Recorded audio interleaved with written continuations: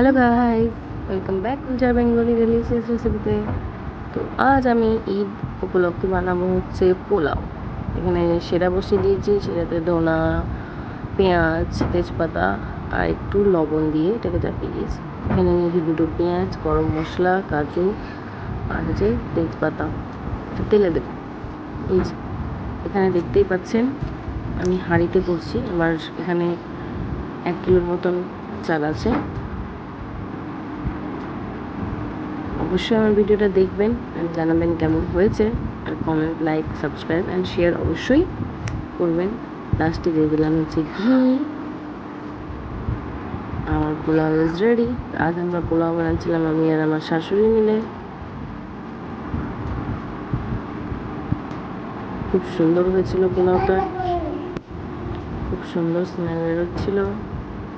এই যে আমি হাঁড়ির যতটা আমি 1 কিলো পোলাও নিয়েছিলাম তার ডবল হচ্ছে আমি জল নিয়েছিলাম।